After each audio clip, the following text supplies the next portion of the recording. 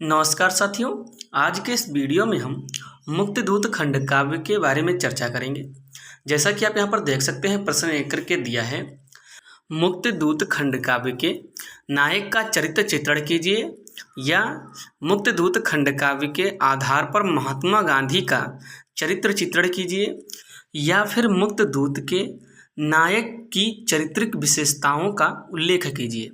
इसके अलावा ये और भी कई तरीके से घुमा फिरा कर पूछा जा सकता है, लेकिन लिखना आपको यही है। इसी का उत्तर आपको अपनी उत्तर पुस्तिका में लिखना है।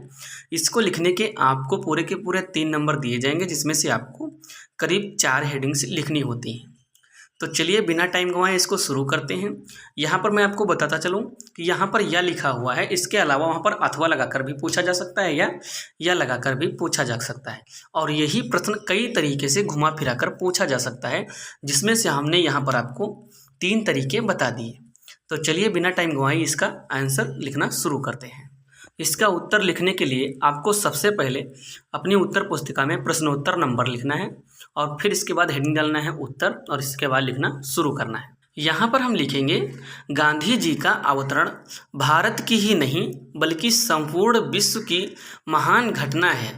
अपने गरिमामय एवं अलौकिक चरित्र बल से गांधी जी संपूर्ण विश्व को प्रभावित करके युग पुरुष कहलाए। मुक्तिदूत महात्मा गांधी के इसी पावन चरित्र के प्रति कवि और डॉक्टर राजेंद्र मिश्र की एक भावपूर्ण काव्यांजलि है। इस काव्यखंड के नायक गांधी जी हैं। प्रस्तुत खंड काव्य के आधार पर गांधी जी के चरित्र में निम्नलिखित विशेषताएं हैं। ये हो जाएगा आपका उत्तर, और इसके बाद आपको पॉइंट बाय पॉइंट करके लिखना है, क्योंकि 3 नंबर का प्रश्न होता है। ठीक है, यहाँ पर इतना कुछ लिखने के बाद अगली हेडिंग डालेंगे। यहाँ पर हम सबसे पहली हेडिंग डालेंगे दिव्य पुरुष। दिव्य पुरुष काले पेन से हेडिंग डालने के बाद आपको लिखना है, काव्य के प्रथम सर्ग में ही कवि ने महात्मा गांधी को अवतार बताया है।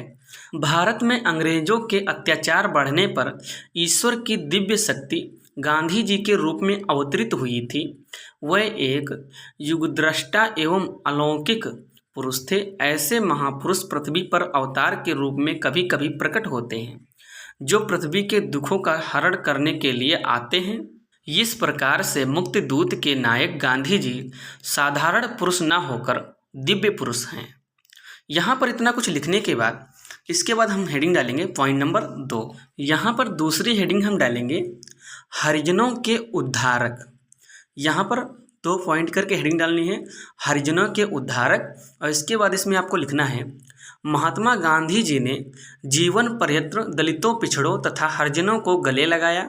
वह बहुत दिनों तक हरिजनों की बस्ती में रहे। गांधी जी के जीवन का मुख्य उद्देश्य भी हरिजनों का उद्धार करना ही था। कवि ने स्पष्ट शब्दों में कहा है, दलितों के उद्धार हेतु ही तुमने झंडा किया बुलंद। 30 वर्ष तक रहे जूझते अंग्रेजों से अथक अमंद।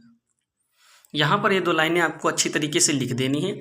याद रहे, इस तरीके की लाइनों को आपको बिल्कुल भी नहीं छोड़ना है, क्योंकि कॉपी चेक करने वाले इन्हीं पर ज़्यादा ध्यान देते हैं। यहाँ पर इतना कुछ लिखने के बाद हमारी अगली हेडिंग होगी पॉइंट नंबर 3। पॉइंट नंबर 3 में हम हेडिंग डालेंगे मात्र भक्त। याद रहे, यहाँ पर ये जो सारी हेडिंग्स आप डालोगे काले पेन से डालना है, और बहुत ही साफ तरीके से लिखना है, क्योंकि कॉपी चेक करने वाले इन्हीं पॉइंट्स पर ज़्यादा ध्यान देते हैं। यहाँ पर पॉइंट 3 की हेडिंग में हम डालेंगे मात्र भक्त, और इसके बाद इसमें लिखेंगे, गांधी जी माँ के प्रति अगाध श्रद्धा और भक्ति की भावना रखते थे। माँ को स्वप्न में देखने पर वह सोचते हैं, माँ जैसे कहीं नहीं ममता, और वह माँ की प्रेरणा से ही देश की सेवा में जुट जाते हैं। गांधी जी ने उदारता, परोपकार, दया तथा सत्यता आदि गुणों को माँ से ही सीखा। अतः इसी के साथ साथ इस हेडिंग्स का भी समापन होता है। इसके बाद हमारी हेडिंग आती है पॉइंट नंबर 5। पॉइंट नंबर 5 के हेडिंग्स में आपको डालना है महान देशभक्त। यहाँ पर इस बात को आपको ध्यान रखना है, जो 5वीं हेडिंग है महान देशभक्त, इसको कतई नहीं बोलना है, इसको ठीक इसी तरीके से वहाँ पर लिखना है। इसमें हम लिखेंगे, देशवासियों की दुर्दशा देखकर गांधी जी का हृदय व्यथित हो जाता है, और वह जीवन की अंतिम सांस तक देश सेवा करने का व्रत लेते हैं। संतानें इनकी कोटि कोटि हैं मेरे लिए सगे भाई, आबरू और इज्जत इनकी रखने की आज कसम खाए। इस लाइन को भी आपको बिल्कुल अच्छी तरीके से साफ साफ वहाँ पर लिखना है, क्योंकि इसी तरीके की जो लाइनें होती हैं वो बहुत अच्छी तरीके से वहाँ पर पढ़ी जाती हैं।